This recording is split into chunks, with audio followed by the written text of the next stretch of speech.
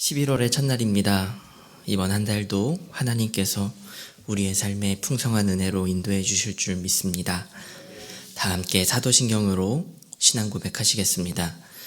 전능하사 천지를 만드신 하나님 아버지를 내가 믿사오며 그 외아들 우리 주 예수 그리스도를 믿사오니 이는 성령으로 잉태하사 동정녀 마리아에게 나시고 본디오 빌라도에게 고난을 받으사 십자가에 못 박혀 죽으시고 장사한 지 사흘 만에 죽은 자 가운데서 다시 살아나시며 하늘에 오르사 전능하신 하나님 우편에 앉아 계시다가 저리로서 산 자와 죽은 자를 심판하러 오시리라. 성령을 믿사오며 거룩한 공예와 성도가 서로 교통하는 것과 죄를 사하여 주시는 것과 몸이 다시 사는 것과 영원히 사는 것을 믿사옵나이다. 아멘. 다 함께 찬송가 425장 찬송 부르시겠습니다.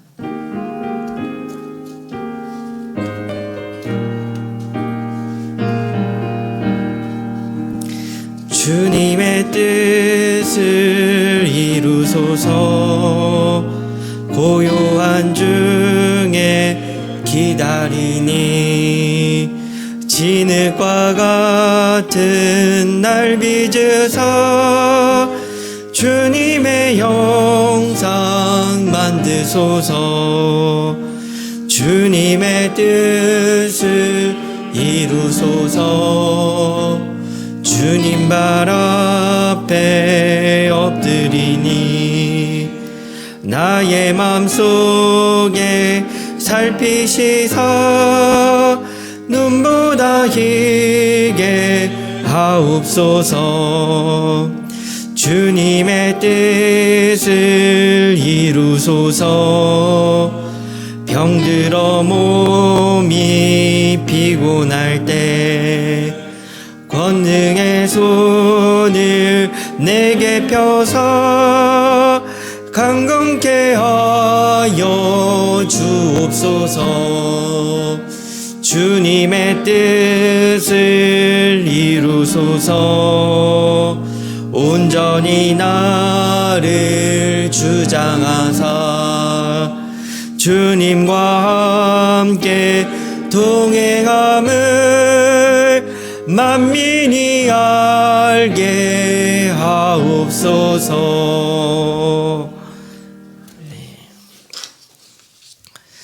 오늘 우리가 나눌 하나님의 말씀은 디모데전서 1장 1절부터 7절의 말씀입니다. 디모데전서 1장 1절부터 7절의 말씀입니다. 교독하여 읽도록 하겠습니다. 우리 구주 하나님과 우리의 소망이신 그리스도 예수의 명령을 따라 그리스도 예수의 사도된 바울은 믿음 안에서 참 아들 된 디모데에게 편지하노니 하나님 아버지와 그리스도 예수 우리 주로부터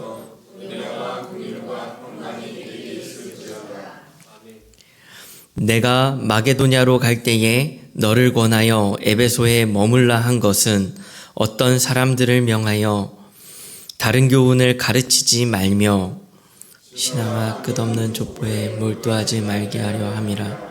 이런 것은 믿음 안에 있는 하나님의 경륜을 이름보다 도리어 변론을 내는 이 교훈의 목적은 청결한 마음과 선한 양심과 거짓이 없는 믿음에서 나오는 사랑이거늘 사람이 이에서 헛된 말을 빠져 함께 읽도록 하겠습니다. 율법의 선생이 되려 하나 자기가 말하는 것이나 자기가 확증하는 것도 깨닫지 못하는 도다. 아멘.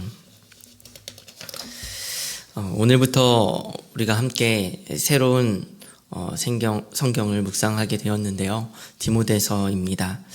디모데 전서와 디모데 후서는 바울이 쓴 서신인데 바울의 서신서의 대부분은 교회가 수신하도록 보냈습니다. 그러나 디모데서는 개인을 수신자로 쓴 바울의 편지입니다. 개인적으로 쓴 이유는 디모데에게 목회 사역을 돕기 위해서였고 그런 의미에서 디모데서를 목회 서신이라고 부릅니다. 목회서신이라고 부른다고 하여 이 말씀이 목회자 혹은 지도자, 리더들에게만 해당된다고 여겨서는 안 됩니다. 왜냐하면 첫째로는 이 말씀이 개인에게 말하고 개인에게 영향을 미치는 말씀뿐 아니라 개인에게 편지를 보냈지만 개인을 통하여서 결국은 교회 공동체로 흐르는 공동체가 듣게 되는 말씀이기 때문입니다. 둘째로는 하나님께서 우리를 모두 하나님의 거룩한 백성인 동시에 하나님을 대리하는 한 사람으로 이 시대의 제사장으로 부르셨기 때문입니다. 그러니 바울이 전하는 디모데 전후서의 말씀은 우리를 향한, 오히려 우리 각자를 향한 하나님의 말씀임에 분명하고 또 더 직접적으로 말씀하시는 하나님의 음성임을 믿으시기를 바랍니다.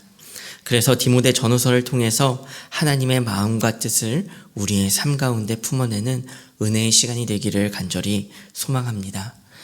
본문 말씀 1절은 이렇게 말씀하고 있습니다. 우리 구주 하나님과 우리의 소망이신 그리스도 예수의 명령을 따라 그리스도 예수의 사도된 사도 바울은 대부분의 서신서의 시작과 마찬가지로 자신의 사도성을 분명히 하는 것으로 시작을 합니다. 그런데 사실 우리가 이 편지의 대상이 디모데라는 것을 생각해 본다면 이 시작이 조금 의아할 수 있는 부분입니다. 바울은 디모데를 2절에서 아들이라고 표현합니다. 바울이 사도를 강조하는 이유는 자신의 사도성을 의심하는 자들에 대하여서 변호하기 위함이었습니다. 그렇다면 디모데에게 개인적으로 쓰는 편지에 강조하지 않아도 될 사도성을 지금 강조하고 있다는 것입니다. 왜겠습니까? 그것은 본서신이 개인에게 보내는 편지이지만 개인에게만 보내는 편지가 아니라는 의미가 되어지는 것이죠. 디모데에게 쓰는 것이지만 디모데뿐 아니라 결국은 에베소 교회 성도들에게도 보여지는 공적인 편지의 역할을 하고 있는 것입니다. 또한 사도라는 것을 분명히 하였듯이 이제로부터 쓰여진 그러한 말씀들이 디모데서의 권위가 자신에게 있는 것이 아니라 하나님에게 있다는 것을 분명히 하고 있는 것입니다. 그러면서 2절은 이렇게 기록하고 있습니다. 믿음 안에서 참된 아들 된 디모데에게 편지하노니 하나님 아버지와 그리스도 예수 우리 주께로부터 은혜와 긍휼과 평강이 내게 있을지어다. 바울은 수신자가 디모데라는 것을 밝혔습니다. 그러면서 디모데를 믿음 안에서의 참 아들이라고 표현하였는데 여기서 아들이라는 말은 헬라어로 테크노라는 단어를 사용하는데 디모데를 낳은 아버지라고 하는 그런 문자적인 낳은 아버지라는 뜻을 가지고 있습니다. 그런데 이것은 진짜 육체적인 아버지라는 의미가 아니라 영적인 아버지와 아들의 관계라는 것을 밝히고 있는 것이에요. 디모데전서 4장 15절은 이렇게 말씀합니다. 그리스도 안에서 1만 스승이 있으되 아버지는 많지 아니하니 그리스도 예수 안에서 내가 복음으로써 너희를 낳았음이라 라고 말씀하고 있는 것입니다. 예수 그리스도 안에서 복음으로 길러낸 영적인 아들로서 바울이 복음으로 낳은 디모데를 얼마나 한 가족처럼 아들처럼 생각하고 사랑했겠습니까? 그 사랑을 보여주고 있는 것이죠. 그런데 그런 디모데를 향해 바울은 예수 그리스도의 은혜와 긍휼과 평강을 선포하고 이어서 바울은 디모데를 향해 디모데가 가장 걱정하고 있을 문제를 직접적으로 설명하기 시작합니다. 3절과 4절의 말씀인데요. 함께 읽도록 하겠습니다. 내가 마게도냐로 갈 때에 너를 권하여 에베소에 머물라 한 것은 어떤 사람들을 명하여 다른 교훈을 가르치지 말며 신하와 끝없는 족보에 몰두하지 말게 하려 함이라. 이런 것은 믿음 안에 있는 하나님의 경륜을 이룸보다 도리어 변론을 내는 것이라. 아멘. 디모데가 지금 에베소에 있는 것은 바울이 디모데를 에베소로 보냈기 때문이었습니다. 바울은 디모데를 에베소로 보냈던 이유에 대해서 상기시키고 설명하는데요. 당시 에베소 교회에는 다른 교훈을 가르치는 거짓 교사와 이단들이 침투했었습니다. 그래서 바울은 즉 거짓 교사들이 에베소 교회에서 다른 교훈들을 가르치지 못하게 하고 신화와 끝없는 족보에 몰두하지 않게 디모데를 보냈던 것입니다. 여기서 다른 교훈은 무엇이었을까요? 정확하게 설명되지 않지만 당시에는 헬라 철학과 복음을 혼합한 그리스도의 신성을 부인하는 영지주의가 있었고요. 또한 율법에 기초한 율대주의가 있었습니다. 아마도 그런 거짓된 복음들이 퍼졌을 것이라고 보고 있습니다. 사절에는 신화와 끝없는 족보가 무엇인지 이것도 정확하진 않지만 족보라는 말은 헬라어로 미도스라고 하는 말로 비밀을 전수한다 라는 뜻인데요. 비밀스럽게 전하여지는 이야기를 뜻하는 것입니다. 로마 신화와 같은 전설이나 허구적인 창조설 등이 전해졌을 수 있고 혹은 구약에 기초한 신화적인 역사를 조작했던 꾸며낸 이야기라든지 혹은 족보를 조작한 어떤 날조된 이야기들일 것이다 라고 추측을 합니다. 그런데 중요한 것은 에베소 교회에 다른 교훈들이 가르쳐지고 신화와 끝없는 족보들을 쫓고 있었다라는 것이죠. 그것이 무엇인지 정확하지는 않지만 바울의 말과 같이 하나님의 경륜보다는 변론을 내는, 그러니까 불필요한 논쟁들만 늘어나게 만드는 일들이었음에는 분명합니다. 바울은 5절에서 이렇게 말을 합니다. 우리 함께 5절의 말씀을 함께 읽도록 하겠습니다. 읽겠습니다. 이 교훈의 목적은 청결한 마음과 선한 양심과 거짓이 없는 믿음에서 나오는 사랑이거늘. 아멘. 바울은 이단을 경계하는 목적은 사랑에 있다라고 말씀하고 있습니다. 바울은 그 목적을 사랑이라고 말합니다. 논쟁이나 변론이 아니라 사랑을 행하는데 목적이 있다는 것이에요. 그리고 그 사랑은 청결한 마음, 선한 양심, 거짓 없는 믿음에서 나오는 사랑이라고 하고 있습니다. 그러니 이러한 근원이 아니라면, 청결한 마음과 선한 양심과 거짓 없는 믿음에서 나오는 사랑이 아니라면, 즉 부패한 심성과 감정에 따라 나오는 사랑은 진짜 사랑이 아니라는 것입니다. 청결한 마음은 단순한 마음이 아닙니다. 죄악에서 해방된 청결한 마음을 이야기하는 것이에요. 선한 양심은 단순히 공동된 선을 말하는 것이 아닙니다. 하나님의 말씀을 근거로 올바른 판단을 내리는 선한 양심을 말하는 것입니다. 거짓 없는 믿음은 단순히 가장하지 않는 것, 솔직히 말하는 것에 그치지 않습니다. 예수 그리스도를 믿는 참된 믿음을 이야기하는 것입니다. 이 세 가지를 지금 중간 과정을 생략하고 간단하게 결론만 나누었지만요. 죄에서 해방된 마음, 말씀 앞에서의 선한 양심, 예수 그리스도를 향한 참된 믿음에서 사랑이 나온다라고 말을 하고 있는 것입니다. 이것이 무슨 사랑을 말하고 있는 것입니까?